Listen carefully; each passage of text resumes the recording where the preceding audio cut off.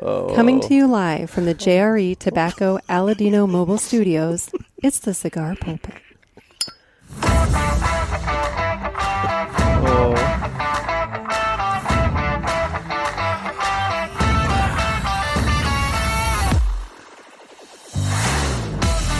Hello, everybody, and welcome to another sermon from the Cigar Pulpit.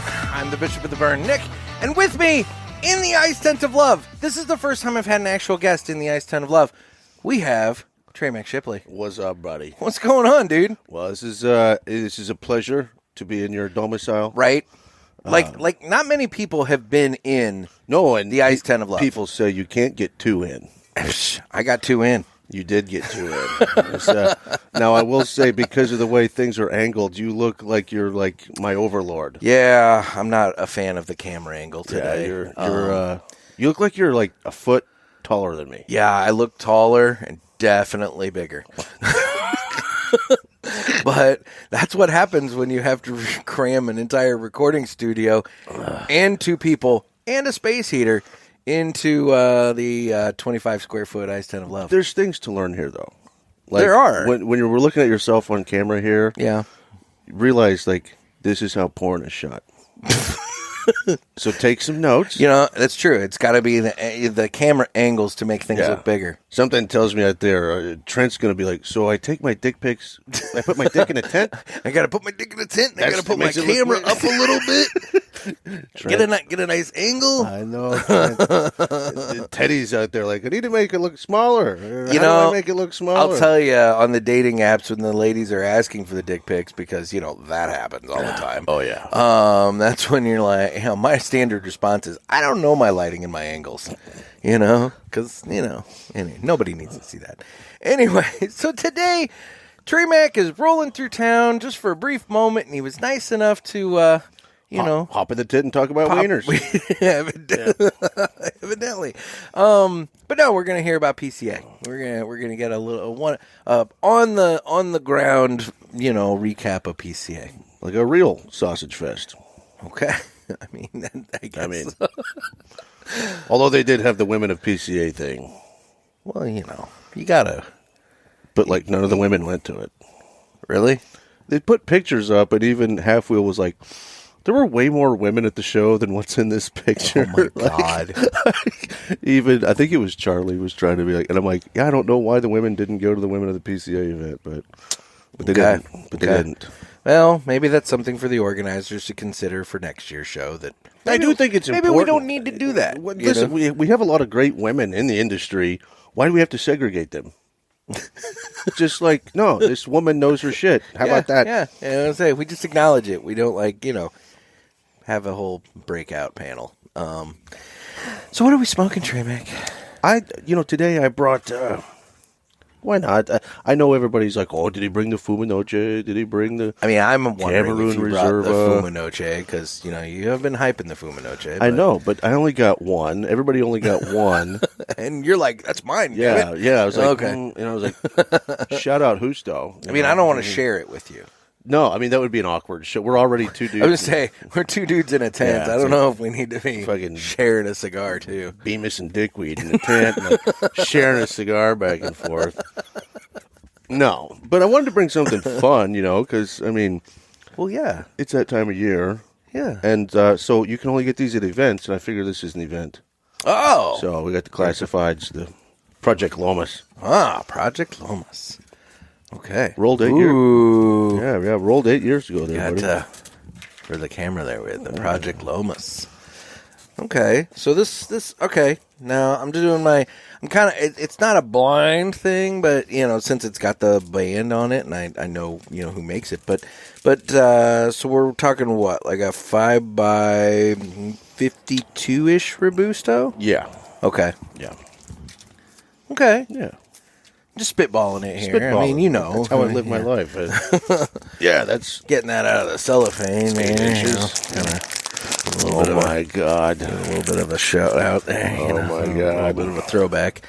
And, yeah, so All right. I hope you brought a cutter and a lighter. I did, actually. I just now thought about It's in my that. kangaroo pouch. So Okay, I totally forgot that. And I can't get out of this tent. So. No, we're trapped in here. There's way too much. We'd have to bite this thing off and light it with the heater. I mean, you could maybe try and fit through one of the tiny little windows. So, hang on. My fucking headset is slipping down the back of my head here. Oh, boy. I don't know why the hell that's going on. I'm fucking put it on like back of my head. Anyway, so it's time to cut the cigar. And the official cutting is brought to you by Dan the Man Ponder over there at Riverbend Cigar Company of Crestwood, Missouri. And once again, since we have Trey Mack and he's with Aladino, guys, if you want Aladino and you're in the St. Louis area, you got to swing by Dan the Man Ponder's place over there in Crestwood, Missouri. He's got all kinds of great Aladino cigars. He's got some old favorites that maybe you don't see around too often anymore. And, you can get those over there at Riverman. He's also got a great lounge for you to relax in and watch the NCAA basketball, because Dan's a big basketball guy and he's been watching the tournament like crazy. So if you're in the Crestwood area, swing on by, have an Aladino, sit and watch basketball. And if you're not in the St. Louis area, you can give him a call and get mail order. So it works out perfectly all the way around. It's Riverman Cigar Company of Crestwood, Missouri. And with that, it's time to go ahead and cut the cigar. So, okay, I'm going to give this guy the straight cut there. I think I did. Smidgen. There you go. No problem.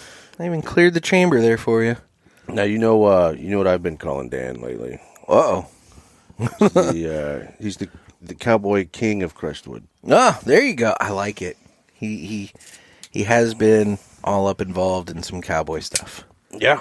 So every time I get on Facebook, I'm like, oh, there's a horse. And there's Dan in a cowboy hat. You got to ride a horse to save a cowboy. You got to do something anyway. Or something. I don't know. I could go a lot of directions with.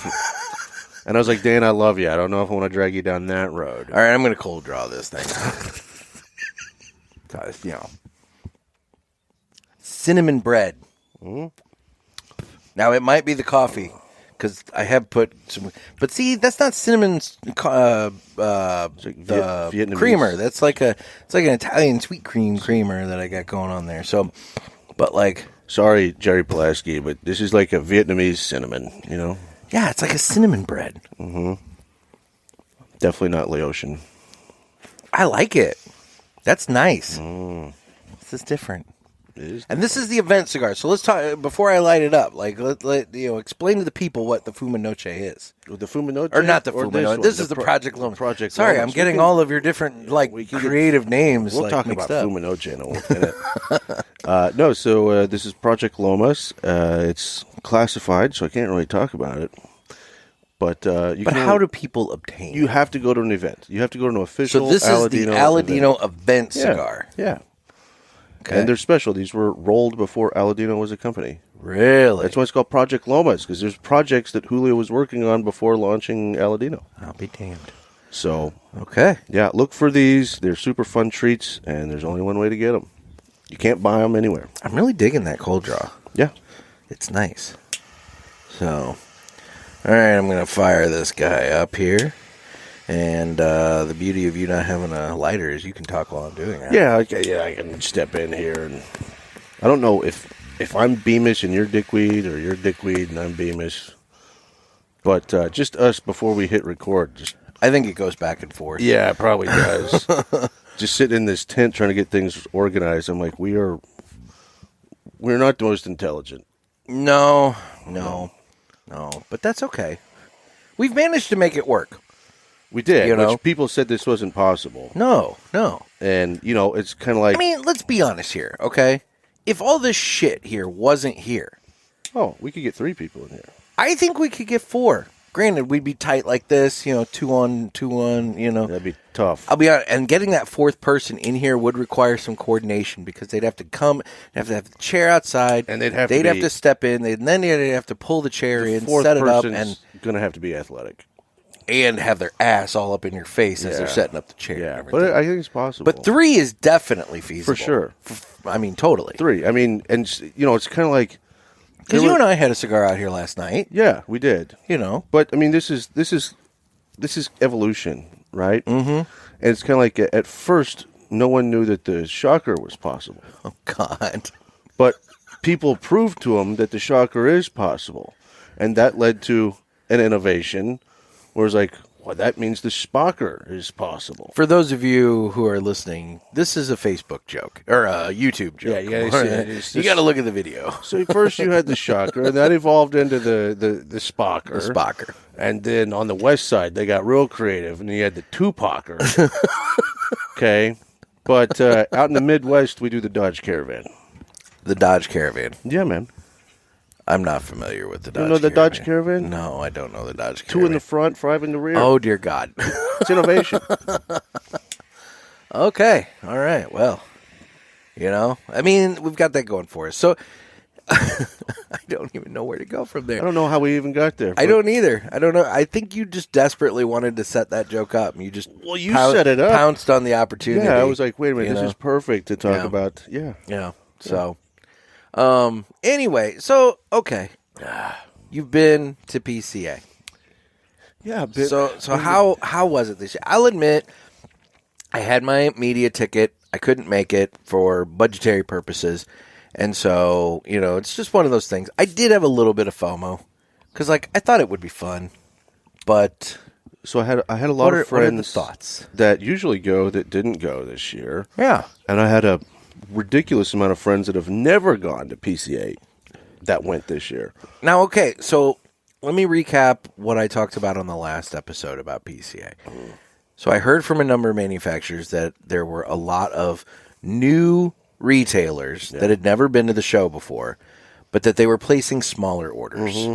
That it's one of those things where, you had new guys, but they were coming in doing their, 5 and 10 box buys. Yeah, it's strange for a multitude of reasons. I mean, number one, just moving the timeline up so much quicker meant that we had to get stuff done faster, which is not easy. No, not in a industry where these things take time.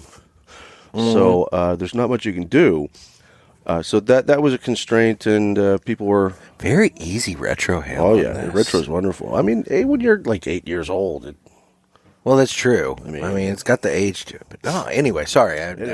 I did it, and I had to comment on it because it's it was fucking good. Yeah, if it doesn't mess with you, it's a smooth right. retro. That was very smooth. Yeah. Anyway, so didn't quite know what to expect, and then we get there, and it was especially the industry party.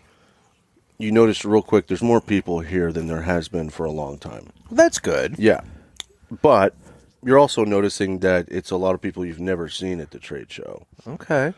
Which, again, I mean, I don't think that's a bad thing per se. It's great. Change, and that's the thing. The whole thought, changing the date, maybe it attracts more people. It sounds like it did. A lot of Midwesterners that never go because, especially in the Midwest, you don't want to leave in July. That's your high season. Exactly. Whereas now it's I can go. Well, and to be honest, and no offense to Aladino or any company, but you guys make it easy to not go. I mean, the industry does. If I'm not saying you per se, but I'm just exactly the industry does it. All the reps are calling on all the retailers saying, "Hey, here are the PCA deals. What do you want to do?" And they're sitting in their shop all warm and comfortable and not having to go. Yeah. So it's if you're going to offer the trade show deals to the retailers who don't go, then of course they're not going to spend the money to go to Vegas. Yep. And again, I get it. You guys, the manufacturers need to make your nut off of the show. The retailers, like I said, if they don't have to spend the money on Vegas, but they can still get the deals, why don't they? I mean, it kind of works out. Yeah. But anyway, but so going back to it. No, I mean, so there was a lot of new people. Yeah. And the first day, a part of it too is us growing as a company every year. But it was way more work than it had been in the past. Slammed. We were freaking slammed. That's good. Yeah, it's awesome. No, growth is good. So just constant people, especially that first day.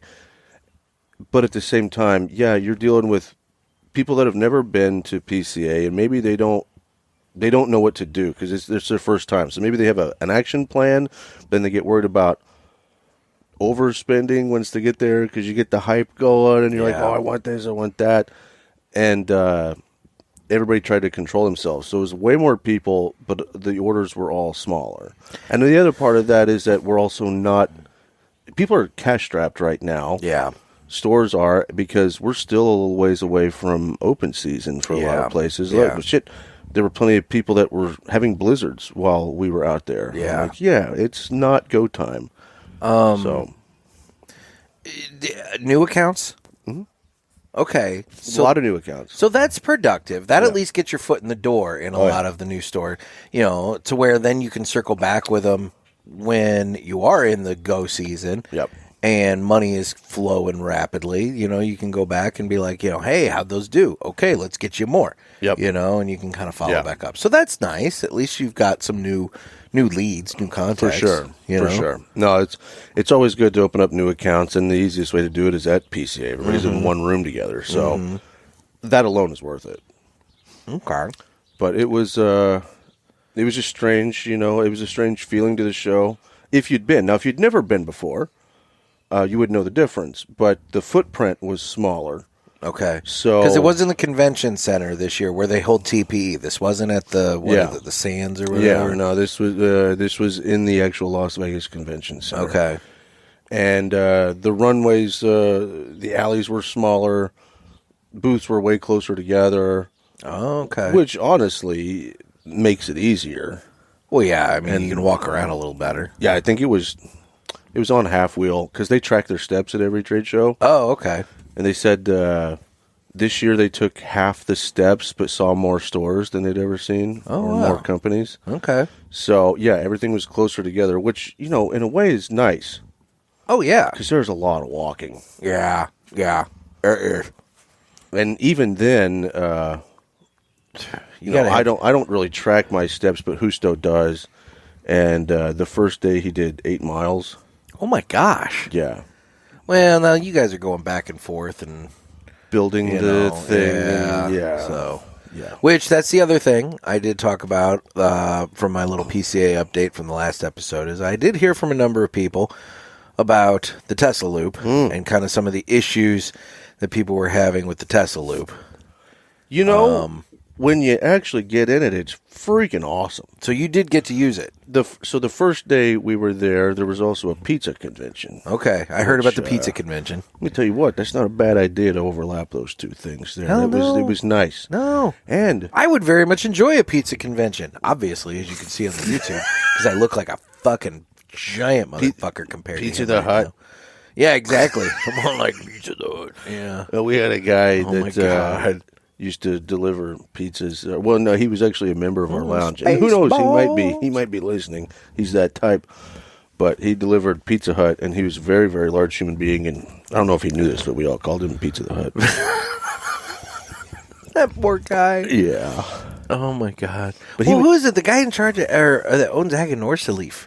He made a fucking fortune with pizza stores over in Europe, like Spain or some shit, right? Yeah. Anyway.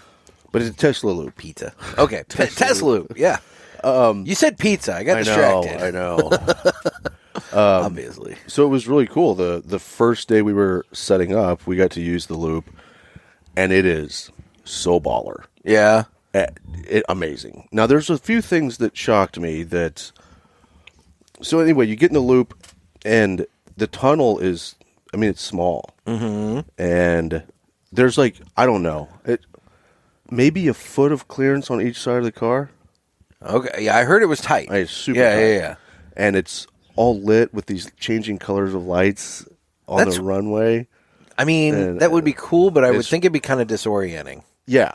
Yeah. And we had a driver, which Whoa. I was not expecting a driver. Well, yeah, no, I thought this was automated. So I'm sitting there, I'm like, and I'm sitting in the front seat with the driver. And I'm like, so they just have a guy here for safety Backup reasons. Yeah. And I go, man, it's a good thing you can't hit the walls because this would be no room for error. And he goes, we can hit the walls. And I go, are you driving? He's like, oh, yeah, 100%. I'm driving this thing. And I was like, what? Wait a minute. Like, dear. He said eventually it'll be driverless, but they aren't there yet. That's fucked up, though, So dude. this guy's like hitting that gas pedal. Yeah. He's hitting the electric pedal. The button, whatever. And I mean, you're just like straight through this tunnel, and you're like, there's no room for error at all. like, how fast are you going? At one point, we got up to just under 60, Okay. which in that tunnel is like, it feels like you're going 90. I was going to say, 60 in a tunnel with that little clearance on either side, Yeah. it feels fast. But and it was fast. I mean, you go from the convention center to Resorts World in the blink of an eye. Like you're like, oh well, Which is cool. I mean, that's the goal. Super convenient if it works. Yeah. And sadly, they as of right now, they only use the tunnel during conventions. Okay. Well, that's what I heard, is that basically, so you had the pizza convention on Thursday, and then I heard that Friday, all these manufacturers were coming down to the Tesla Loop in the morning in order to head back over to the convention center, set up their booths and all this kind of stuff. You guys are all down at the thing, and there's a sign saying Tesla Loop's not operating today. Because technically there was not a convention going on that day. They were set up, but Yeah, not we a were setting convention. up in between two conventions. And I'm like, this is when we need to use it the most. Yeah. And the majority of people staying at the Resorts World were manufacturers. And the reason they did it is because it's convenient to get on the Tesla. That's the whole reason we did it. And then we see the sign that also says, yeah, it'll be operating from 9 a.m. till blah, blah, blah the rest of the week. And I'm like, again, Doesn't help you we guys. have to be there early. Yeah. Not at the start of the freaking show. So, yeah, again, like I was like, well, I'm glad I took the Tesla Loop the first day because that was it. What was the only day you're going to get to? Yeah. Well, I mean, you got to take it. But once. to see the future, Yeah. it was pretty badass. Okay. And you're like, all right, I can see how, down the road, that just happened. It was- My mug hit the muff. It's kind of cool. My mug hit the muff. We've all been there. If it makes a noise like that, you might. It's like a Brillo pad. Yeah. Yeah. Dear God. Anyway, so okay, so you got to see the future. Aside from having a number of stores, but with maybe smaller orders, what else do you have to say about the trade show? I mean, how'd it go for Aladino? Well, here's the thing. Like, this is the other problem. Like, you don't really know how it went. Okay. And because it takes a while to process all the orders and ship them out. And you don't really know how you did until that takes place because you don't know actual numbers. Yeah. And so I know how many orders I turned in. But you don't know how. And I can't remember. It's too fast. Yeah. There's too much going on. I'm like, well, I wrote a lot of orders. Okay. But it's hard to tell financially what you did. And you probably won't know for a few more weeks. I also know, shockingly, not talking shit, because, I used to be on the other side of this, ordering stuff. Yeah. And I know how hard it is this time of the year, but a lot of credit cards are bouncing this week, too. Which it's like, I get it. Like, you got to move some money around. And honestly, that's one thing we were trying to offer some stores was like, hey, we can ship April 1st. Which goes back to what you and I have talked about here on the Yes. show before, that, a lot of small business owners pay themselves at the end of the quarter. Yeah. And so, they're going to want to shift that purchase to April 1st after they've paid themselves. Yeah, and that's another thing where I can't tell exactly what the numbers were because I turned in a bunch of orders where it's like, charge 1st of April. So it's going to be spread out between 2 Yeah. months and everything. Yeah. Yeah. So I won't really know until maybe the end of April. So, I kind of said in the last episode that I feel like because of the time shift of PCA moving from July up to spring, that it's going to necessitate some planning shifts Yes. for everybody. Everybody, the entire industry. Retailers are going to have to shift their budgetary planning to accommodate, bigger purchases in the spring versus in the summer.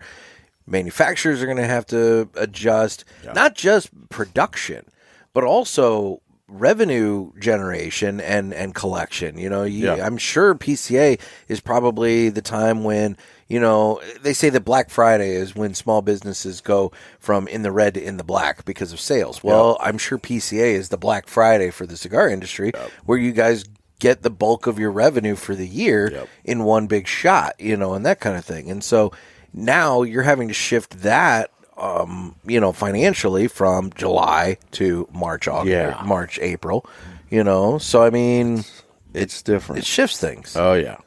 And we'll see how people adapt, because next year it'll be in April, which might be a little bit better. It's still early, and it's in New Orleans, so we'll see how that goes. It's interesting, but as a company for Aladino, there a few things happened that were just absolutely spectacular. It's the best trade show ever for us. I can bitch and moan about the organization and things that I wish would have happened at PCA to make everybody's lives easier. Yeah. But overall, like for us as a company, huge show, best show for us. There were some major things happen. Yeah. Number one, I'll go with the Fuma Noche. Fuma Noche. If you don't know, you need to know. Fuma Noche, baby. The cigar is it's very different than anything that we've ever done. We don't usually make a ton of full-bodied stuff. Yeah. And I hate the word strength. I hate when people use it in general, because it means so many different things to so many different people. True. So this cigar, Fuma Noche, is it's dense. That's the word I like to use. It's viscous, like the smoke is heavy. It's meaty. Yes. Now, it doesn't punch you in the face with anything. So it's not a pepper bomb. It's not overwhelming. It's very well balanced. But it also has a shit ton of nicotine. Okay. So it's a beefy guy. It'll get you. Okay. Even though if you start smoking it and you're like the first third and you're like, this is really good. It's not really that strong. By the end I'm like, of it. Yeah, it is. Just wait. Like, I just don't like the word strong. Like, because I'm like, what does that mean? Does that mean spicy to you? Does that mean bitter to you? Does that mean nicotine to you? So, it's funny you say that, because I think that, so I do the stars reviews for the Cigar Authority, right? And which I got to get my review into Dan, now that I think about it. Anyway, so I do that, and they do a strength thing on the review. Mm-hmm. They ask us to review the strength, and so they average it all up when they put out the review of everybody in the group. Yeah. And the Cigar Authority guys, they've been kind of complaining about how, not complaining, but they've commented repeatedly how they think our strength scores are coming in too low. And I think that part of it is that, let's be real, if you're a nerd that's in this group, you're probably a fuller bodied smoker than a light smoker. But on the flip side of that, I also question if maybe we're just not, as a group, aware of maybe what they're asking for with strength. That maybe we're getting somebody's like, oh, I didn't slit my throat with spice and blah, blah, blah, so it's not a very strong cigar. Yeah. But maybe they're not looking at the quantity that they're looking at for what is strength, And so, so maybe that's the problem. Yeah, and I know how I define it, but I don't think everybody else defines it like me, so I kind of avoid it. Mm-hmm. Like, for me, there's body, strength, and flavor intensity, and I think they're three very different things. Yeah. So I would say that Fuma Noche is a very full-bodied cigar. That cigar has body. Yeah. And it's got a lot of nicotine, too. But you don't get that pepper blast. I think a lot of people equate that to strength. Yeah. And I'm like, I don't get that, but if that's what the majority of people do, then I got to be the one to adjust. Yeah. But this Fuma Noche, the second day, we had a lot of people come into the booth that were like, everybody's talking about this Fuma Noche. Everybody's talking about this, like, this best cigar of the trade show, blah, blah, blah. And I was like, maybe they're saying that at every booth, but I'm like, I'm pretty proud of this cigar. I've been stoked about it for months and really happy to get it out there. But then Will Coop wrote an article during PCA, and he highlighted the three best new cigars of the trade show, and he mentioned Fuma Noche being one of those. There you go. And I was like, my man, Mr. Coop. There you go. So I'll be excited to see how that reception goes over the next few weeks. So those are shipping. Oh, yeah, they're already out. Nice. Yeah. Nice. If you ordered the first day of the trade show, you've got it in the store. I've already had people send me pictures of them smoking. Fantastic. Love it. So, and one guy sent Justo and I a video from the lounge Nelson Laguastos, the Aladino lounge out in Pennsylvania. Yeah. And that guy just said, this is the best Aladino ever made. Okay. Well, I mean, that's high praise. I know. I mean, yeah. I've had some really good Aladinos, which, by the way, let's talk about that for a minute. I am enjoying this Project Lomas. This is good. It's I'd say it's a solid, like, it's a light medium. Yeah, light medium. It's a light medium. It's not a light cigar, but it's not, I wouldn't call it a full-on medium. Here's what I would say. Like, when you smoke this, like, yeah, you can retro it. It's nice and smooth. But that's what age does, right? Mm-hmm. And actually, I think for being this old, like, this was probably quite a spicy cigar when it was first done. There's just a few little tingles. Yeah. Just itty-bitty little, like, tickles to the nostrils. Which, if there's that much after 8 years, I'm guessing this was pretty spicy. It probably was a kicker back in its day. Yeah. Which that would, man, I'm sure Julio has the blend written down somewhere. Oh, yeah. To where theoretically he could blend 100%. this. It'd be fun to smoke them side by side. Yeah. Smoke this exact blend in this size. Smoke it, a fresh one, like a new one, rolled now, and then smoke this aged old one. Oh, yeah. Just to compare, And just be like, this is what how the things age change. does. That would be interesting to do. Hint, hint. You should do that. I know. And maybe send me one so I could do that. I don't normally whore myself for cigars, but damn it, I'm going to. You don't get anything if you don't ask. So, which I did ask for the Fumanoche. You did. And for the record. And the Cameroon Reserva. And the Cameroon Reserva, and I didn't get either. Which, that's another one, like, so that's a total innovation in the industry. Yeah. Which you don't get to say very often. No. But not a lot of new wheels to be created. So it has been done. The Cameroon Reserva is the world's first Cameroon Puro on the market. At least if it's been done before, it was before my time. Somebody correct me. But as far as we know, and as far as Justo and Julio are concerned, like, I don't know anybody that's ever done this.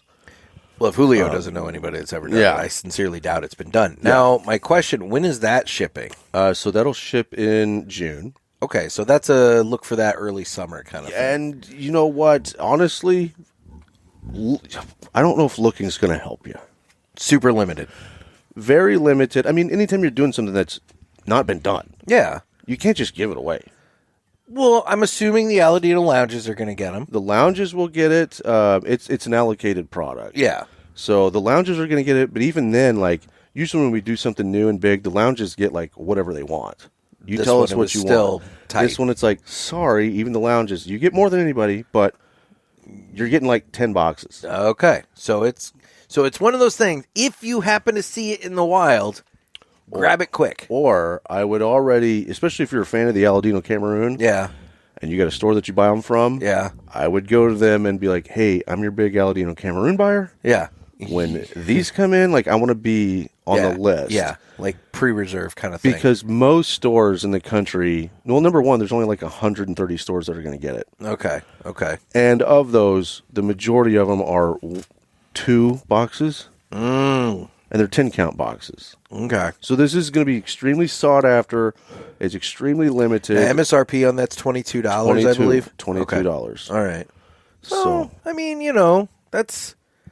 That $220 for a box, that's not bad. Especially for a box of something that's not been done before. That you're not going to find all over the place. Yeah. So and don't that's not bad. Yeah, and I mean this isn't I might be talking out my ass here, but I would love for this to be like a yearly thing. That would be nice. Like once a year, here's your hunt. Go find the Cameroon Reserve. Yes, yeah. I don't know what Justo and Julio are planning. But I know that we're growing a lot of Cameroon. Well, I mean, correct me if I'm wrong. That Cameroon that is being used for this, is, if I'm right, I think I saw in the press release, it's been aged since 2017. It was in the Pilons in 2017, yeah. So if that's the case, And maybe this is a question you're not able to answer. But does that mean there's a 2018 batch, a 2019 batch, to where theretically next year we have the 2018 batch? Theoretically, we'll see. Okay, all right. All I'm saying, go. If you're an Aladino fan, or boy, these birds are really going at it today. I know. Like it's springtime. You know what I mean? I know, right? Yeah, the bush is behind the wall here that we're sitting against. Oh boy, you know what they say? A bird in the bush is worth 2 dipshits in a tent. Exactly. It felt appropriate at the time. Oh my god. Anyway, so Cameron Reserva, like, I can't say enough about it. Yeah, but at the same time, I didn't want to say too much about it at the trade show because, like, Fuminoche should get the spotlight. Well, and that was exactly where I was about to ask. So, like, when people are coming up to the booth to ask you and be like, "Hey, I'm hearing about this. I wanted to talk about this." Was it Fuminoche talk or was it Cameroon Reserva? Yeah, talk? It was mostly. No, I think the media was talking more about the Cameroon Reserva. Yeah, but the people at the show were talking more about the Fuminoche. Because that's fascinating. Yeah, too. It's interesting, right? Now, because the media wants to talk about something that's so new and hasn't been done and it's unique. Yeah. But the people at the show were all talking about the Fuminoche because we didn't give samples. I mean, not even the sales staff got samples of the Cameroon Reserva. It's like, sorry, you guys are going to have to hunt them too. Yeah. But that makes sense. The retailers are wanting to talk about something they can actually get. Yeah. And of course, the retailers are asking me like, give me 20 boxes of the Cameroon Reserva. And I'm like, they're allocated. We already have your allocation. Yeah. And we'll call and let you know what that is after the show. Yeah. Like, but that's also an opportunity. If somebody comes in, I'm like, I think you're allocated like 2. But if you do a big order today, I can probably bump you up a little bit. Get you one more. Yeah. Interesting. But it's a total innovation. It's a total unicorn in the industry. And it's extremely elegant. Well, that'll be fun. It's elegant and a different flavor profile than anyone's. You're like, what is going on here? Well, and I know a few people, so I think I can at least get my hands on one. I promise you'll get one. It's just when. I just want more than one. I promise. So, and in fact, I can think of a few places you could probably call. Well, that's my point. I can think of a few places off the top of my head that I can call right now and be like, when this comes in, make sure. I'm going to assume Dan is going to get some, but since Dan's not in my territory anymore, you don't technically know. I don't know for sure. Okay. But, Dan's a huge supporter, so I'm sure we're going to hook him up with something. But they'll be going super fast because, probably only a couple boxes at most. For sure. Well, and I know another place that's probably that will get them. And it's the Final Third Cigar in Indiana. Final Third Cigar. Which I want to tee you up for that. Oh, you teed it up, baby. Okay. The other big thing that happened at the trade show that is just a feather in the hat. It's so awesome. Can't say enough about it. This is the first year they did this big award show at PCA, and one of the categories was Cigar Bar of the Year. Okay. Now, they did break it down into East Coast, West Coast, Midwest. Okay.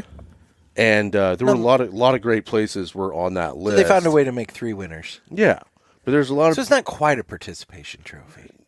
Well... It's better than that. It's better than that. I'm joking. You're an asshole. I'm being a dick. I should. But you get what I'm saying. But I'm looking at the list. Look, list. it is a big thing. Yeah. Yeah. I'm looking at the list. Because there were 10, I believe. How many? No, I think there's more than 10. Was it more than 10? Yeah. I don't remember how many were on the list. And I had been to all but like 2 of them. Yeah. And I'm like, wow, there's some heavy hitters on this list. And they were on the list. And Final Third was on the list, and they've only been in business a couple of years. Yeah. And they made this list. And I was like, well, that's just cool right there. Final Third just making the list after being open 2 years when they're going up against like Fox Cigar Bar in... Dude. True. I get that. I respect that. But on the flip side... As somebody who has been up for various things, not for the podcast, but various awards and whatnot, you don't take as much solace in it was just nice to be nominated, you know, and that kind of thing. That doesn't make you feel nearly as good as winning. It's an honor. It takes you a long time to realize that. And, there were some people in the Midwest, even out here, that I knew, Yeah. And then... they announced the winner, and they said Final Third, Cigar Bar and Whiskey Lounge, and I lost it Rob and Lisa are very they're very happy, but they were they're not. They can hold their tongue a little bit better than me. Yeah. I believe I jumped up from the table, pumped my fist, and said, "Fuck yeah!" Nice. As loud as possible. I was that guy. In all fairness, they're an Aladino lounge. Mm-hmm. And I know you've been working with them from the beginning, so that's got to be a nice feeling to know that, Now, who voted? Was that? So that's the other thing. I don't know if I should. I don't know if I should disclose this, but fuck it. You don't have to. I just want to know: was it retailers? Was it consumers? No, was it manufacturers? Once the list came out from PCA, they said voting begins, and anybody could vote, right? Oh, well, okay. So so it was out there. But then after talking to them at the show, I learned that there were other things weighted into the equation other than voting. And part of that was... I didn't think you were going to go there. I was just asking. Okay. And I guess part of that was some secret shopper, customer service sort of things, plus online presence. Okay. And I don't know how exactly they weighted them, but they'd had a lot. There were 10,000 votes. Wow. So it was a heavy vote. Yeah, it was, actually. Okay. Which is, anytime you can see the people in the cigar world come together for something like that, it's wow, the herd of cats somehow figured this out. But it's very cool. It was so happy. I almost cried. And so they won Best Cigar Bar. Yeah.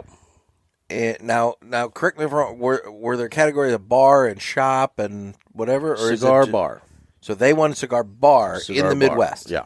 But Yep. they won the top of the region. So they're in the top 3 cigar bars. They are in the top 3 cigar bars in the country, according to PCA. Yep.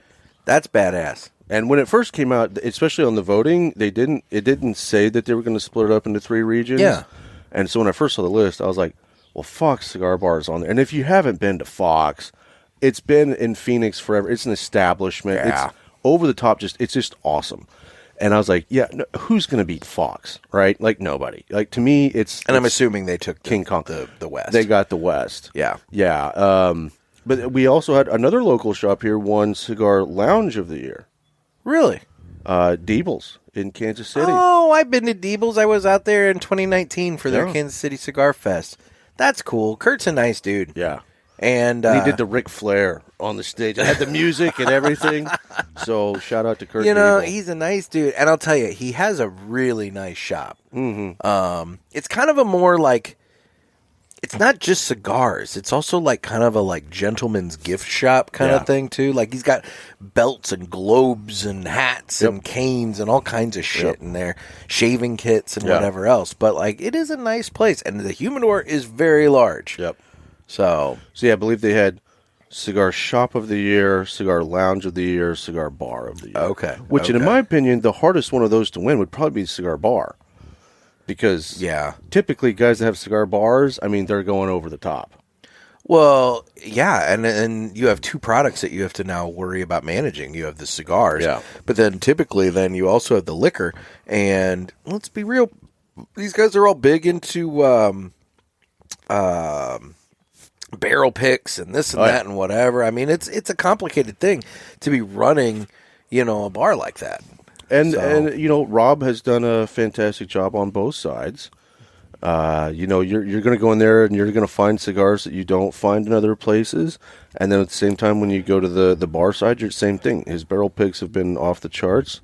They do a really good job. You're wearing the sweater. I am. I knew you were going to bring this up, so I figured I'd, brand it out. So I love it. Anyway, well, very cool. Well, congratulations to them. And from there, last day of the show. Okay, so the last day of the show, again, super dead. I wondered about that. With it being on a Monday and not having that half day the next day. Yeah, usually the half day is dead. Yeah. And so I don't know if the idea was if we get rid of the half day, we won't have a dead day. But all it did is just shifted it to a full day. You still have a dead day. Yeah. Which for us, if you're a legacy company, the last day was brutal. I'm not going to name any names, but I saw a fairly large amount of large companies that on the last day was just the reps sitting there together. Yeah.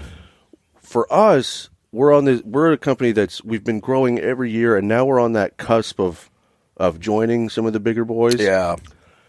And so that last day was like strictly business for us, getting huge deals done that take us to that next level.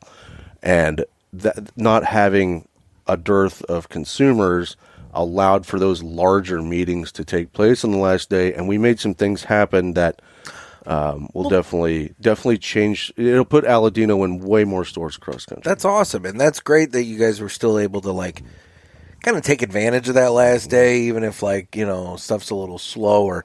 However, the more big deals you make like that, the slower that last day is going to become over time. Yeah. You know? Yeah.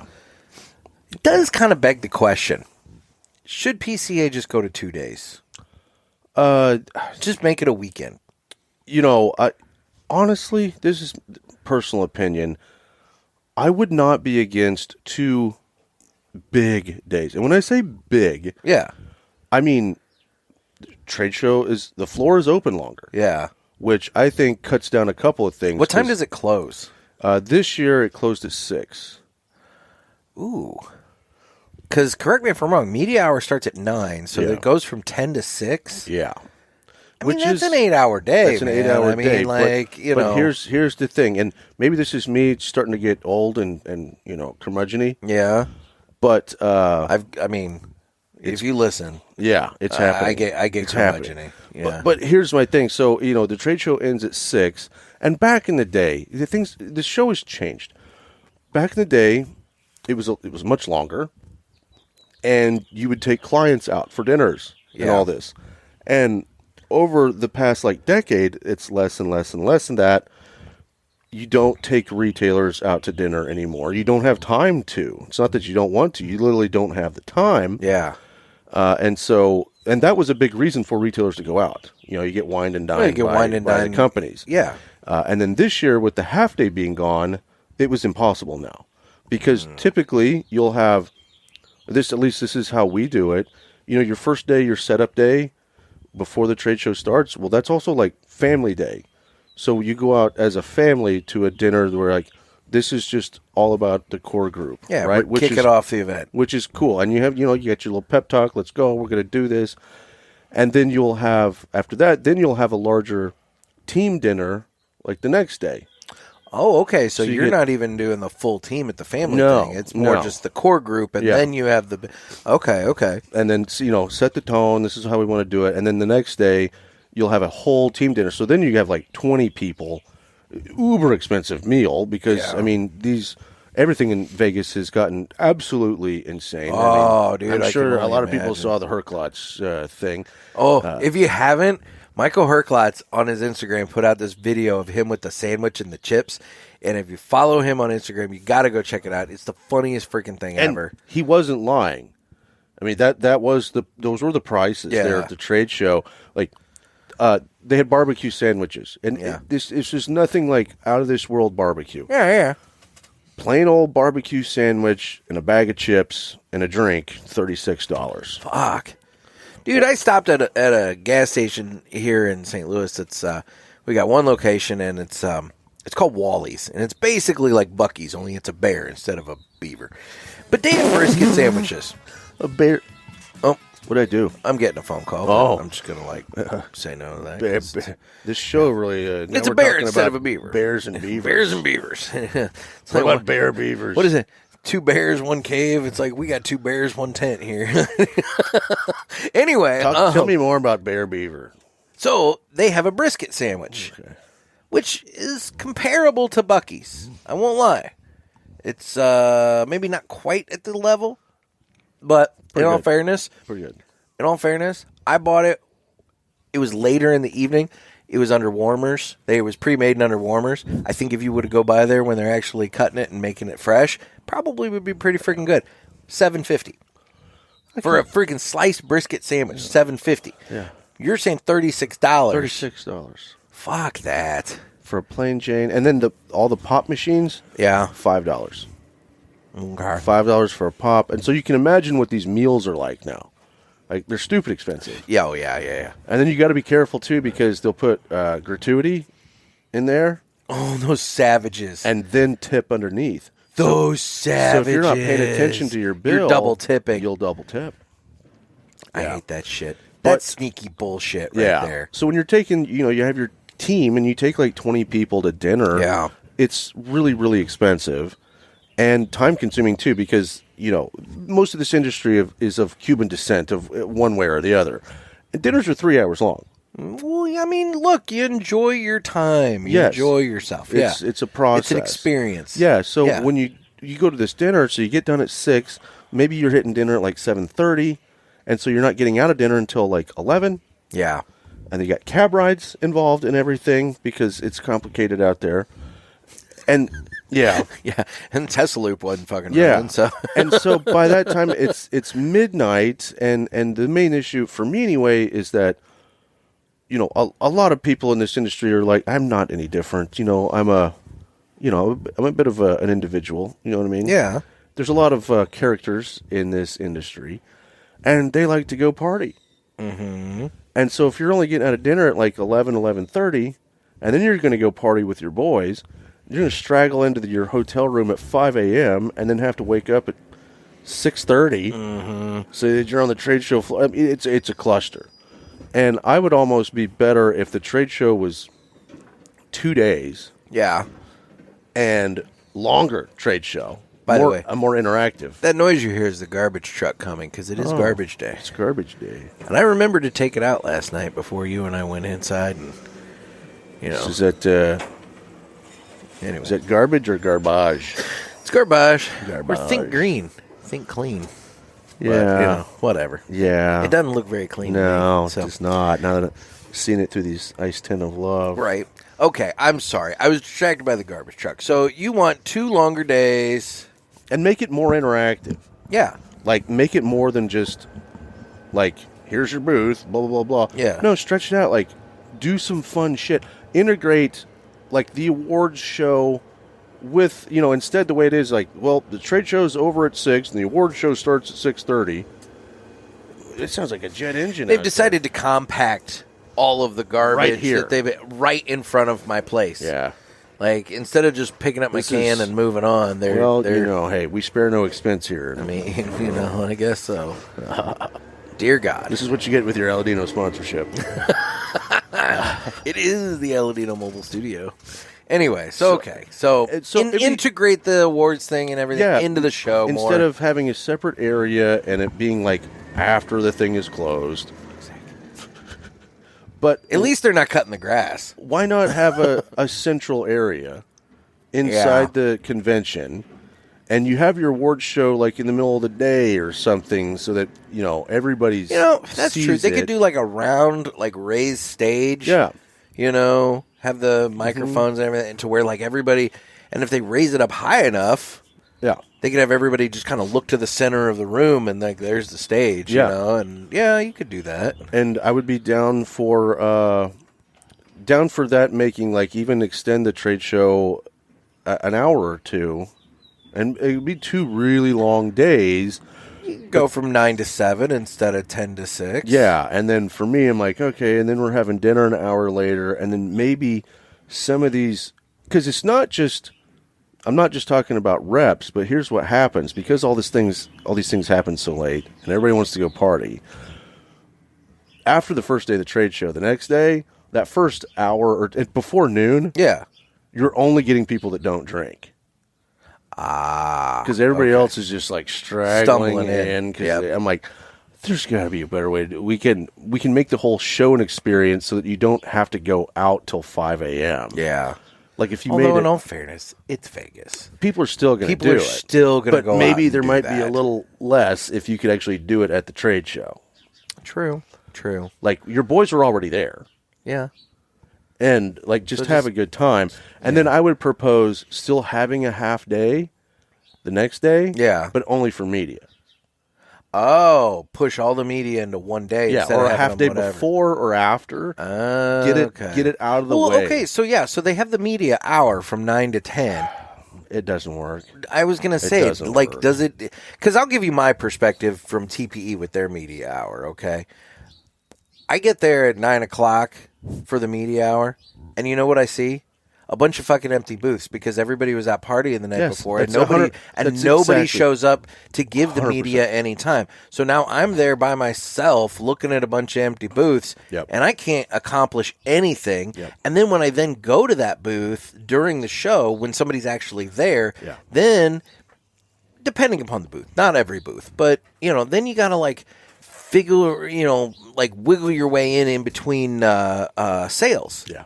And you look like an ass. And you feel like a dick because you're interrupting business and whatnot. And so in some cases, I didn't even get interviews because it just didn't work out. Yeah.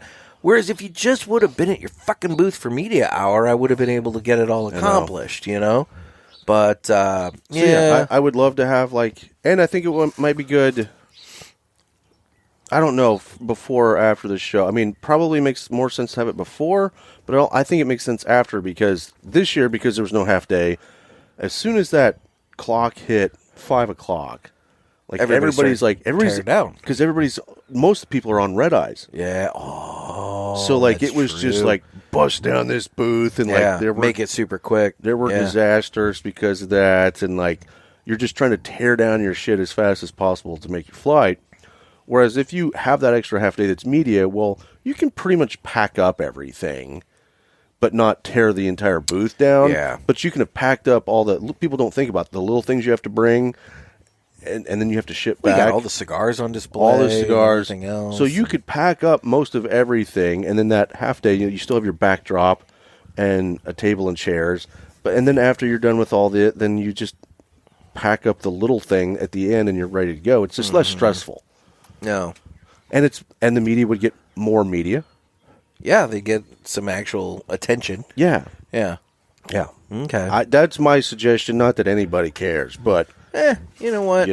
I'm just one man. You're throwing it out in the universe. Maybe it'll make it happen. So, manifestation. There you go. I hate that shit. I mean, Yeah, I'll manifest it. Okay. I'm not saying it works. I'm just saying you're putting it out there. For all you ladies that are listening that believe in manifestation. Manifest me some fucking hair, okay? All right? Just do it. All right? And I'm not talking dear God, hair on my chest or my ass. Come on. Manifest, I had a mohawk back in the day. I wouldn't mind having another mohawk. So manifest it, ladies. Manifest. Get to work. Make it happen. Make it happen. All right, let's hear from let's hear a Pinky fun fact. Hey, it's your girl Pinky. Ready for a fun fact? Studies show that overall, men cheat on their partner more than women do, and the age group most likely to cheat on their spouse are 70 to 79-year-olds. This has been Pinky, and I'll be back next time with more fun facts. They've been with him for 50 years, and they're just like, fuck this. I don't know. I guess it all depends on your perspective of cheating, because if you're living in the villages and you're having the group orgies, is it cheating if she's there? I don't think so. I mean, you hear about that shit, right? The fucking retirement homes where they get the different colored poofs on the back of their golf carts, letting everybody know hey, I'm into threesomes and anal. Yeah. It's fucking weird, man. They got a whole color code with that shit. That's probably where the hanky code came from. Dear God. Haven't I talked about it on the show, the hanky code? You don't know about the hanky code? I don't know if I know the hanky code. I know, like I said, I know that there's a whole with the loofahs that they use in the shower. They hang those off the golf carts, and it's a whole color code for that. Well, if you pay attention to wherever you are in the world, there's also a hanky code. Okay. You can go ahead and look this up, people. Handkerchief? Yeah. So you put whatever. If you see somebody with a handkerchief in their back pocket, it's no longer gang affiliation. It's a code of this is what I'm into sexually. Yes. And then other people with handkerchiefs find other people with handkerchiefs, and it's no bullshit. Look it up and then start paying attention. Okay. Yeah. Okay. Wow. We're definitely not talking about the brown hanky. It's there. It's there. Yeah. Well, we learned something today. All right. Let's do this. But hold on. Oh, wait. Oh, okay. All right. I'm holding on. Here's what I'm kind of. Pinky's telling this, and I'm like, yeah. Well, women always say this. Men cheat more than women. Whatever. Yeah. And then she's like, it's 70 to 79, and I'm like, oh, those bastards are skewing the stats for the rest of us. That's what's going on. Yeah, that's true. That's true. The old guys are making it rough on the rest of us. Yeah, I mean, boy, I don't know what to think about that, honestly. Like, do we join retirement homes? I mean, You know, I learned this in Vegas, so I'll add to the fact, and this goes together. okay. These retirement areas, especially like in Florida, where it's like, it's like 60 and up. Yeah. Legally, 10% of that area has to go to people younger. Really? Because Yeah. they can't discriminate. Yes. Oh. So I had a buddy. He was like, "Yeah, I'm actually thinking." He's like, his dad lives in one of those. Yeah. 55 and up, or 60 and up, whatever it is. Yeah. And he's like, the house next door is up for sale, and they have to have a younger person move into it. And he's like, it'd be quiet. It would be quiet. Of course, you'd have to be quiet too. Yeah. It was difficult. I didn't really think Now, about I that. will say, I also know that there are rules with those 55 and up things that the initial buyer of the house, like for the 90%, Yeah. has to be 55 and up. Okay. But once they sell, they can sell to anybody. Ah. Very interesting. Yeah. So theoretically, you have like a relative that's 55 and up, buy a home in a 55 and up community, And then turn around and sell it to you, it's not a bad deal. and then that way you kind of snake your way in. It's not a bad deal. Yeah. So, something to consider. Okay, now let's do this. It's time for the Villiger Cigars Entertainment Report, brought to you by Villiger. Villiger Cigars, one of the leading cigar and cigarello manufacturers in the world, founded in 1888 and still family-owned and operated. Head over to VilligerCigars.com and check the store locator to find a shop near you that carries them. We guarantee that Villiger Cigars will be a wonderful addition to your humidor and cigar rotation. I'm trying to get this band off this Project Lomas. That's your fucking downfall right there. Is a band here. It's kind of a tight little bastard, but anyway. Now it's peeling. Anyway, so Villiger Cigars Entertainment Report. What have you watched? What have you seen? What have you been into? Well, You've been out in Vegas, so realistically, I do not expect you. to have much. you'd be wrong. I actually watch more Oh shit! Really? because I'm on a plane. That's true. So I did watch before I got out there. I rewatched Total Recall. Okay, Arnold version or the remake? No, Okay. Arnold version, which that's the only one to watch. I hadn't watched in like many years. Get your ass to Mars. Get your ass to Mars. I love it. That and the three-titted woman. Yeah. Yep. Which when I went back and watched it, as I thought it was cool. I never liked it as much as other people did. Yeah. But then after I rewatched it this time, I was like, it's better. That's better than a lot of shit that I've seen in. Right. And I'm like, okay, this movie's actually better than I gave it credit for. I like that. I like that you gave it another shot. I did, and It's not really my favorite per se. Mm-hmm. I like to get your ass to Mars, but like otherwise, it's. There are other Arnold movies I would watch before it. Yeah, but it's not bad. It's not bad. It's not bad. And Sharon Stone looks pretty hot in it. Yeah, So you got that going for you. Yeah. So it was it was solid. So I did that and the others, but it's your turn. I have I've been catching back into the Americans, which if you haven't watched that show, I like it. It's good. I know Mr. Jonathan gave me shit about rooting for the commies, but it's not a bad show. And then for those of you comic book nerds out there, man, X-Men 97 is kicking ass. I'm loving that on Disney nice. Plus. Like, it's super good. Anyway, Dig it. yeah. When on a plane, I did something that I never really wanted to do. Did you watch porn? No, 'Cause that's fucked up. No, I mean, depends on what you're if your watching. seatmate's into it, that's one thing. But like, I don't know. Yeah. That's a touchy situation. Anyway, Possibly in more ways than one. Anyway, so okay. Anyway, no, but I did watch. I guess it's a form of porn. It's called John Wick. oh Okay. Yeah, murder Wait, porn. Maybe. have you never watched that before? I've avoided it because, Dude, the first one is badass. I've never seen any of the sequels. okay, so it's just for me. Like, I just don't like stuff that's so over the top. Oh, it's really over the It's top. way over the top. They killed his dog, though, dude. The puppy is just really over a puppy. I mean, killed the dog. you know. I feel like it's justified. So I watched the first John Wick, Yeah. and that led to me watching the second John Wick, and then on the plane ride home, I was like, well, now I got to watch the third one, even though, like, after the second one's over, you're like, well, this third one's just going to be, like, you're losing me here. But it was also good. But getting on, do you know Kunal that works for Aganorsa? I do not. Yeah, a good dude. I love this guy. But Yeah. I'm sitting with him on the plane, or right before we get on the plane, and he's like, "So what are you gonna do on the plane?" And I'm like, "I'm gonna watch the last John Wick." And he goes, "Yeah, I couldn't believe they did the fourth one." And I'm like, "Whoa!" Oh, yeah, no, there's a fourth And I was one. like, "I thought I was gonna watch the last one on the plane. I thought there's no way they can do more than No, they did a fourth one. Jesus." And I think they're doing, like, a spin-off. Like a TV show. Something. Hang on. Baba Yaga. I will Google while you, you know. Yeah, but Baba Yaga, it was kind of cool. Like they had the right mix of actors in the movie that made it good. Yeah, Ballerina comes out in 2024. All right.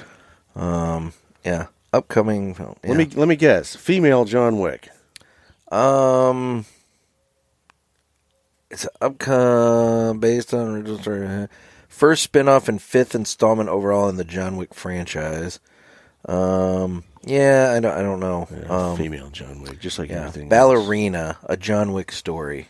Ballerina. Is what they're calling it. God, if you want men to watch a movie, Yeah, just call it Ballerina. We'll come running. yeah. Well, I mean, we'll see. So, I'm so over this shit. I mean, I don't think, what was it? Was it Red Sparrow? I think that was Jennifer Lawrence. It was like a spy movie and whatnot and everything. I don't think that did very well. Now, that's not a John Wick movie, but nonetheless, I don't think it was an action flick she did, and I don't think it did very well. It's just being crammed. It's being forced, and when something's forced, it's not fun. It's not fun. I hope I'm wrong, but just the fact that it's called Ballerina, I'm like, yeah, I'm not watching it. See, I've heard that John Wick 4 is really pretty good. Again, I've only seen the first one. I've never It's a seen cool any of the setup. sequels. After the third one's over, you're like, okay, it's actually set up to be pretty badass. Like, I'm not going to lie. Okay. So I wanted to hate John Wick. But you don't. And I don't. I Okay. kept watching them. And That's fair. Now, here's the thing, though. When I'm at home and I'm going to finally watch a movie, Yeah. I want it to be epic. I want to watch something epic. Mm-hmm. A great storyline or a great, make you think sci-fi, something like that. John Wick is not something. Oh, no, I it's watch at mindless home. action entertainment. But on a plane, that's like as good as it gets. Okay. I needed some coffee. I think that's as good as it gets on a plane. Yeah. John Wick. Dude, look, I fall asleep on a plane. So realistically, if I'm putting on a movie, I definitely want it to be something mindless. You do fall asleep? Oh. I'm so jealous. I'm the opposite. We'll take off, and within minutes of takeoff, I'm out. And typically, I'm out until it kind of works out perfectly that I typically wake up about 20 minutes before they start announcing that we're descending. Oh. Because that's when the stewardesses are coming around picking up all the garbage. No. I can't sleep on a I plane. miss all the drinks. I miss all the snacks. So unless I've got somebody with me that collects snacks I'm for so me, jealous. I miss everything. But I sack out. Because it's especially taking all these red eyes. Vegas is always a red eye. And I'm like, great, we're going to get on this plane at 11:50. I'm not going to go to sleep. I don't do red eyes. I'm gonna I did a land- red eye back from Vegas one time, and I will never do a red eye ever again. I'm going to... Now, if I slept on planes, it just ruins it's a me. good idea. Nah, it's plane sleep. It's not great. It's I don't know something, what plane sleep is. It's something, but it's not ideal. You know? Yeah. Planes in general, I think. I hate I flying. showed you that picture of my buddy today that... Yeah, fucking seats unraveling. No, like literally, the seatbelt was nothing but strings. Yeah. Like, this is what's going on, people. These planes are falling apart. But he's got to make sure he has it buckled. Yeah, because heaven forbid. Yeah, because in an accident, those strings are going to save him. This is all people coming back from Vegas sending pictures. And Yeah. my buddy flying to Denver, I mean, it was literally just shreds of belt. There was no belt. And then, like, the last year when I was coming back from Vegas. Pass fucking safety testing? Last time I was going back from Vegas on takeoff, the cockpit door flew open and broke. And then my other buddy he flew to Lexington, Kentucky. They sat on the runway for a little over 2 hours because the engine, they couldn't start the engine. It would start and then stop and then start and then stop. That's when you get a new plane. Yeah. I'm like, you know what? I don't think I want to be on this. No, that's not a plane I want to be on. And even like the plane I flew on, it was like a 1992. Yeah. Would you drive a car? I mean, unless it was in immaculate condition. But yet they're charging us out the ass to be on these things. And they're charging us out the ass for the privilege of sitting in a cramped space. Like, look, if I'm going to spend this much for a flight, I want maybe 2 seats per row, not 3 seats per row. I want I want maybe half the rows total. Yeah. And I want leg room. I want width room. I want them to be big old captain's chairs, not these fucking rickety ass little things. No. So I landed and I have to, like, I got a little family thing going on It's like that I you got see to be pictures there. from the 50s and they're flying. Yeah, it's nice. It's like a luxury thing. It's like, damn it, I want that. And I could have flown. But the reason I'm here is because I'm like, you know what? No, I'm sick of these planes. Like, these planes are not good. Mm-hmm. I'm just going to make the 20-hour drive. So I was like, shout out to my boy here at the pulpit. Yep. It was a last-minute thing. It was. I was like, I'm you know coming what? through town. Let's do something here. I don't have a life, so it worked out well. And I live in a car. So it worked out well. Yeah. I live in a car. You live in a tent. I don't live in a tent. I mean, I may be by the end of the year, but you could definitely live in this. I mean, that's true. Yeah. By the end of the year, I might be living in this. You get thing, like a 5-gallon bucket for a shitter. Oh, yeah. What else you need? Paper bag. Wi-Fi. Anyway. You're good. Paper bag. I'm not going to say the story. You're not going to tell the story? That's a you story. That might be a Pulpit Fest story. There you go. That'll be a Pulpit Fest story. The paper bag. I'm going to make it so everybody make Nick tell the paper bag story at Pulpit Fest. There you go. Okay.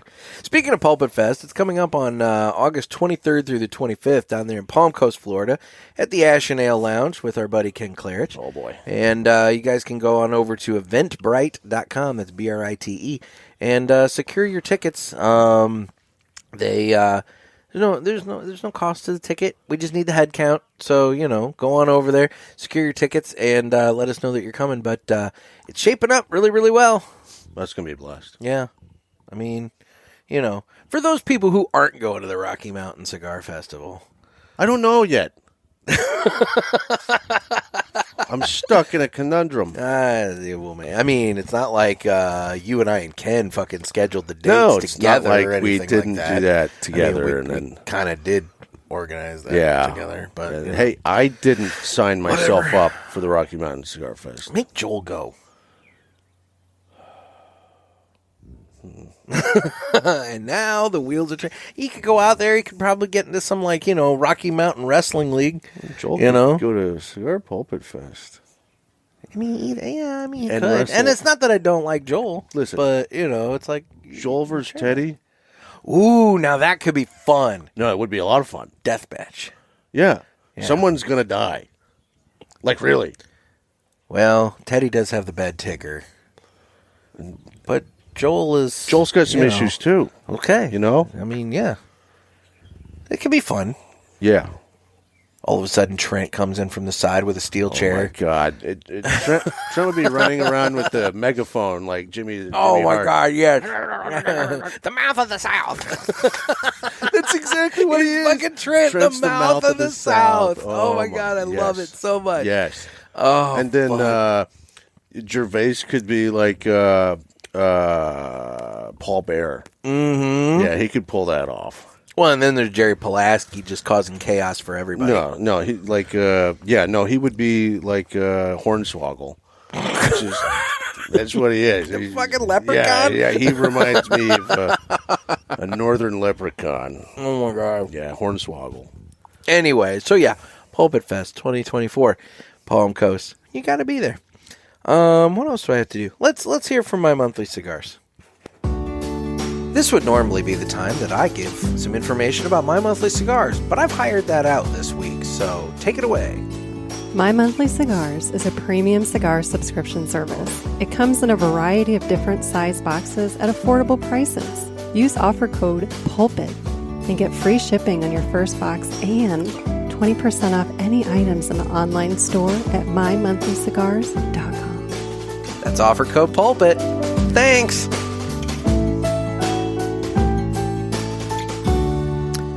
While you guys are over there, get yourself some fucking good coffee. If you like the Pulpit Blend, the Daily Press, make sure you get those orders in because it goes away this summer. So, you can, that blend, I guess, is getting discontinued or something. So, we'll have to figure out a new one or something. Fucking bad coffee. I don't know. Well, it's a good coffee. No, what if they did fucking bad coffee? It's Folgers. Yeah, but people would buy it just because, I gotta try it. I gotta try it once. You could do one run of fucking bad coffee. But it'd be awesome if you just made it, kick ass, really good. Yeah, then it'd be fucking badass coffee. Yeah. Okay. What if you just did fucking ass coffee? I'd buy that, too. I mean, Everybody would buy it. What is this? What are you drinking? Fucking ass coffee. Drinking fucking ass coffee. I'd buy the merch. You'd sell the merch again, because anybody that bought the fucking good coffee is would going to want also to have a fucking ass double your merch coffee sales. T-shirt. Yeah. That's true.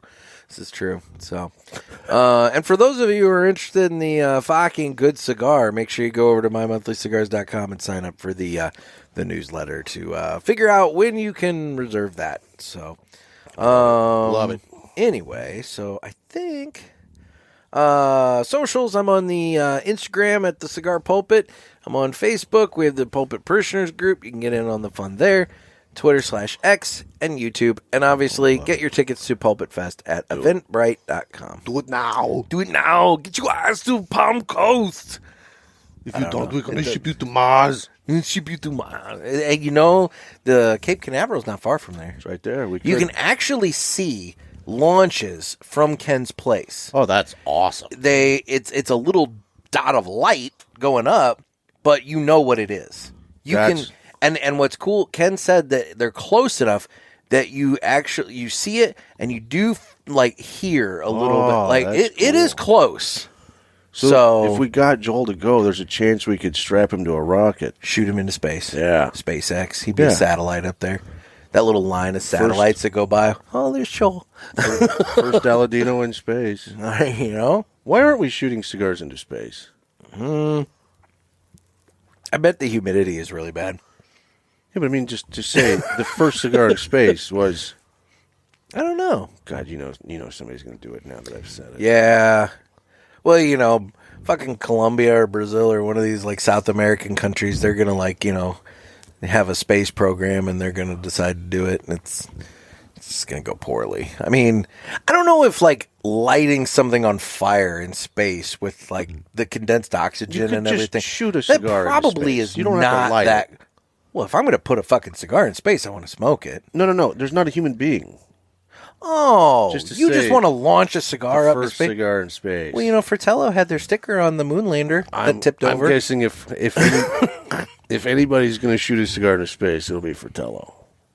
I mean, again, they had their logo on the Moonlander that tipped over. It's true. So God, every time I come on here, somehow we get this little Moonlander that's just going to sit there and just become space junk.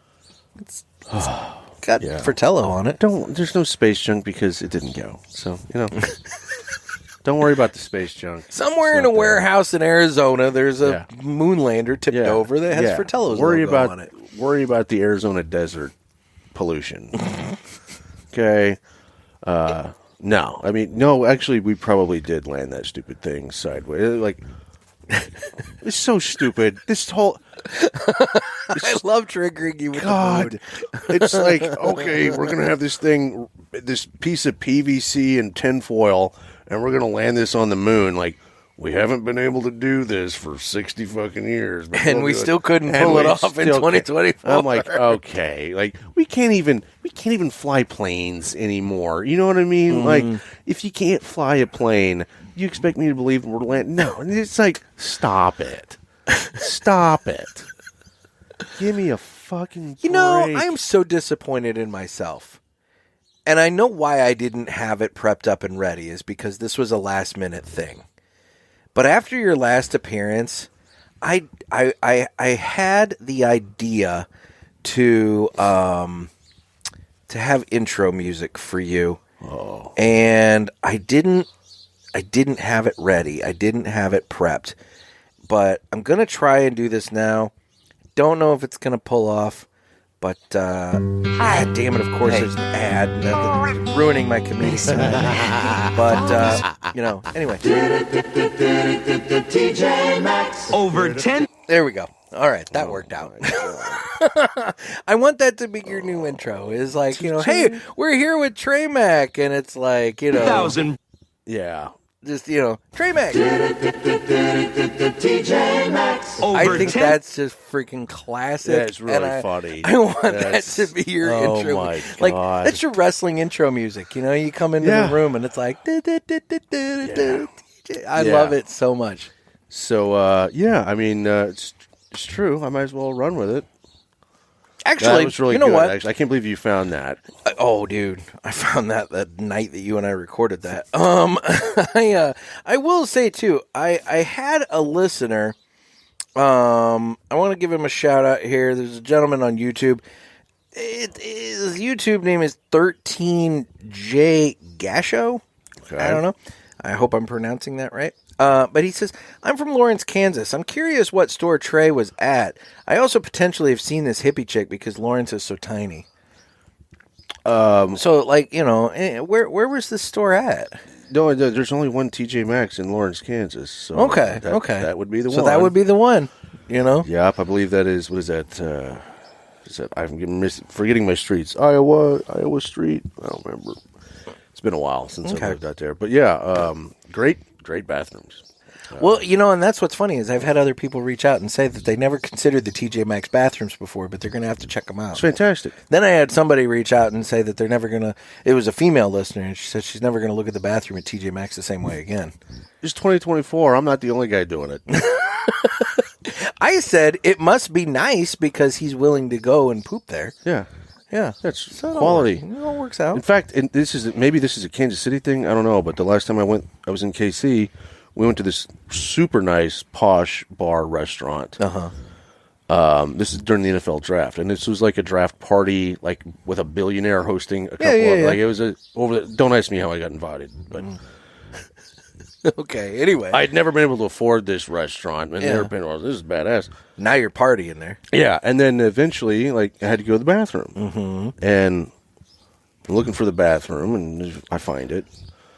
We walk into the bathroom. Now, they still had, men, women. Yeah. But then you enter, and now you're all in the same bathroom. So 2 doors that led to one room. Yeah, and then you get in there, and the women are looking at the men, and the men are like, could you come in?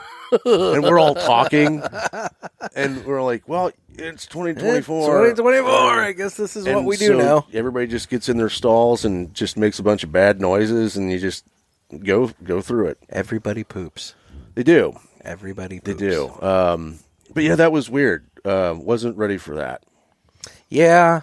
I mean, I guess from a logistical standpoint, it might be easier to just have one bathroom to clean versus 2. Yeah. I guess. Yeah. I don't know. So that definitely happened. And as far as the hippie chick goes, I don't know how old this person is. I don't know either. But she would be in her late 30s now. Okay. And Lawrence, I know it's a small town, but let me tell you, buddy, if you live there, you know this. Maybe 80,000 people live in Lawrence. Okay. 40,000 of them are freaking hippies. So, of course, you've seen a hippie chick. Yeah. It may not be the hippie Lots chick. of them. They're everywhere. There's a lot of vegans. Good to know. They just Good to go know. together. Good to know. She was vegan, so. Well, Yeah. ish. She did eat some meat. Anyway. Yeah, she did. All right. All right, let's end this. So, final thought on the Project Lomas. This has been a good cigar. A little bit of spice coming into the smoking experience in the final third. Just a little tingle to the tongue, but all in all, a very smooth cigar. This was probably a spice bomb Yeah. back in the day, but now it's refined, and you get a little bit of that cinnamon that we still tasted. a super smooth retrohale. Yeah, you can still retrohale it the whole way. That cinnamon's kind of in that first third that we kind of tasted, and then it tapers off, and it like progressively adds a little bit of pepper as you go. Yeah. Super fun cigar. Hard to get something like this. You got to come to an event. Come to an event. Yeah. Go to an Aladino event. Yeah. Get yourself a Project Lomas and enjoy it. Well, Trey, thank you so much for taking time out. I know you have a drive to continue we got after a long this, drive. But I do appreciate you taking time out. Thanks for inviting me into the Ice Tent of Love. Isn't it nice? I've always seen it, but never been inside of it. There you go. Now, when you're doing a Zoom and you see where I'm at, you will know what I'm experiencing. So, anyway, guys, this has been another sermon from the Cigar Pulpit. I'm Nick. I'm Trey Mac. Everybody stay safe and stay smoky.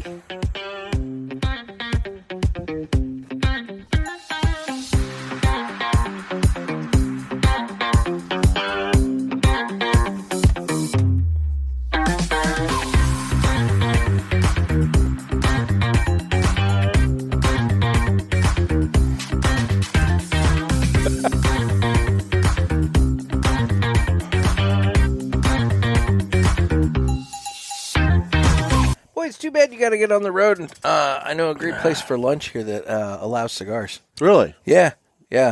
Cafe Telegraph over on Telegraph Road over there. Just found this not too long ago. They got this great little like patio thing. They do barbecue and all kinds of shit. And like they totally allow cigars in the little patio section. Well, now we know for next time. It's super great. All right. Who knows? That might be on the way back. Yeah. There you go. Later, guys.